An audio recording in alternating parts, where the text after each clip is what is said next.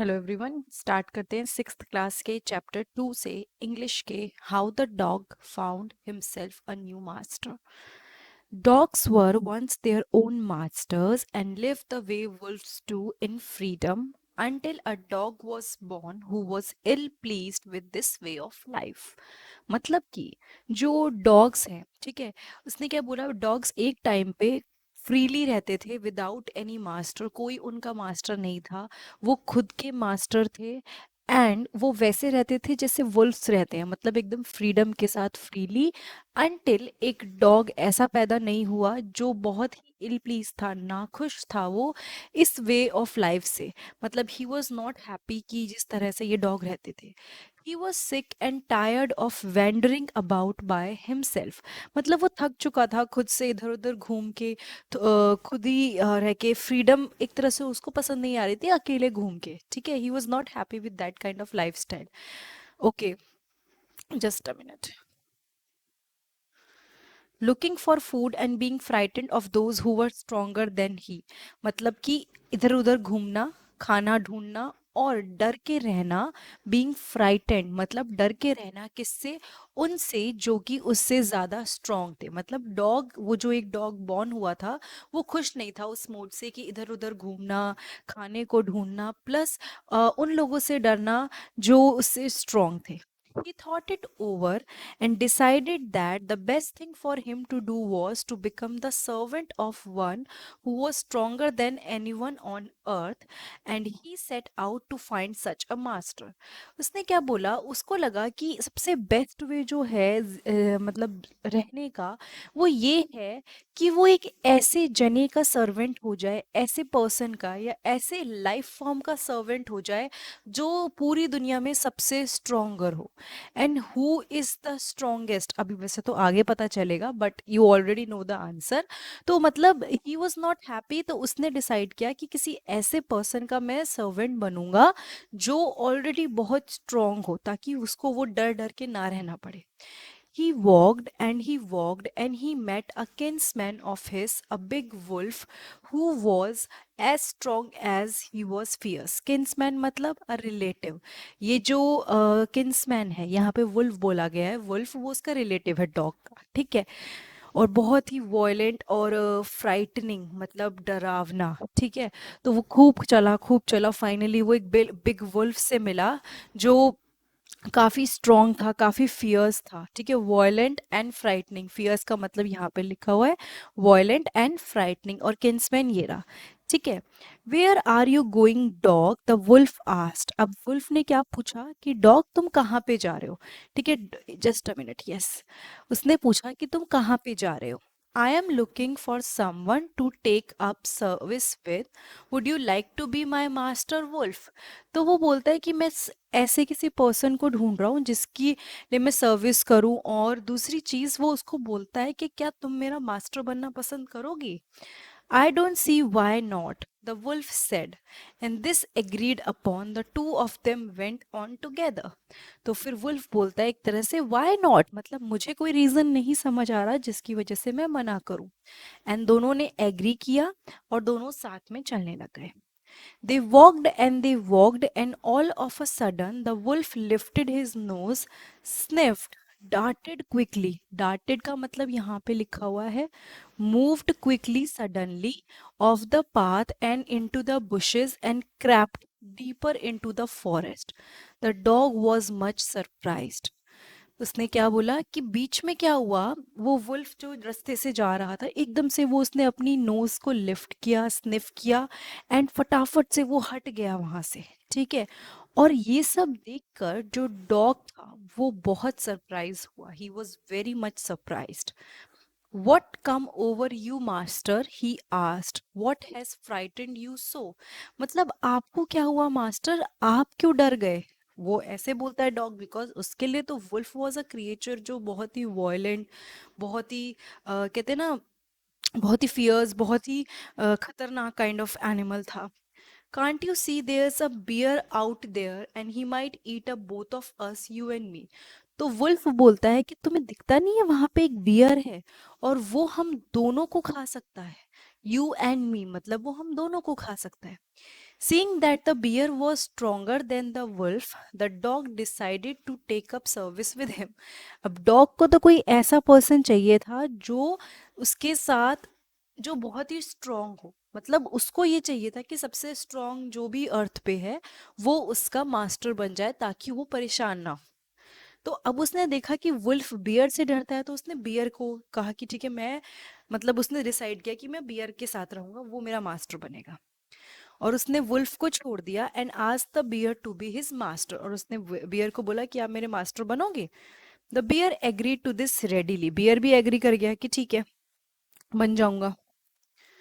And said, let us go and find a herd of cows. I'll kill a cow and then we can both eat our fill. तो वो क्या कहता है beer, कि चलो चलते हैं और झुंड ढूंढते हैं, किसका, काव का। हम में से एक, मतलब हम गांव को मारेंगे और हमारा पेट भी भर जाएगा। They walked and soon saw a herd of cows. वो चलते गए और उन्होंने क्या देखा, herd of cows. Herd of cows मतलब एक झुंड देखा काउस का। But just as they were about to come up to it, they were stopped by a terrible noise. जैसे ही वो जाने वाले थे, ये काम करने वाले थे, उनको एक आवाज आई जिसकी वजह से वो रुक गए। टेरिबल, बहुत ही ऐसी भयानक सी। The cows were mooing loudly and running in a panic in all direction. जो cows थे वो इधर उधर इधर उधर इधर उधर भाग रहे थे। The bear looked out from behind a tree and then he too ran hastily deeper into the forest. अब क्या हुआ, बियर ने भी देखा ट्री के पीछे से, ठीक है, ट्री के पीछे से उसने देखा, और वो भी बहुत तेज तेज तेज तेज मतलब भाग गया डीपर इनटू द फॉरेस्ट, एकदम जो वहां पे फॉरेस्ट था वहां गहराई में वो भाग गया। Now, why did I have to come here? Said he to the dog. एक second, just a minute. Right, ठीक है, अब वो भी बियर भी चला गया। अब क्या हुआ, now why did I have to come here, said he to the dog, it is the lion who rules the forest in these part. अब बियर क्या बोलता है कि कोई नहीं, लॉयन है जो इस पूरे जंगल में इस पार्ट में राज करता है, ठीक है, तो इसलिए मैं यहाँ पे आ गया हूँ। The lion, who is he. तो जो वो था डॉग, वो पूछता है लॉयन वो कौन है। Don't you know he is the strongest beast on earth. तो बियर उसको बोलता है, तुम जानते नहीं हो वो सबसे स्ट्रोंगेस्ट बीस्ट जो होता है ना, बीस्ट मतलब काइंड ऑफ राक्षस, बट इसके लिए बहुत बहुत अलग अलग जगह पे ये बीस्ट वर्ड यूज होता है। Well then I will say goodbye to you bear, I want a master who is stronger than anyone on earth. तो डॉग बोलता है कि ठीक है, फिर तो मुझे तुम्हें गुड बाय बोलना पड़ेगा, बिकॉज रीजन क्या है गुड बाय बोलने का, मुझे एक ऐसा मास्टर चाहिए जो सबसे ज्यादा स्ट्रांग हो, पूरे अर्थ पे सबसे ज्यादा strong.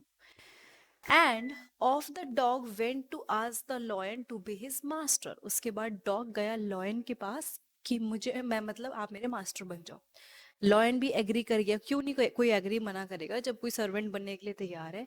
And the dog stayed with him and served him for a long long time. उसके बाद डॉग उसके साथ बहुत टाइम तक रहा और उसको सर्व किया अच्छे से, मतलब उसका कहते ना उसके अंडर था तो अच्छे से काम वगैरह किया।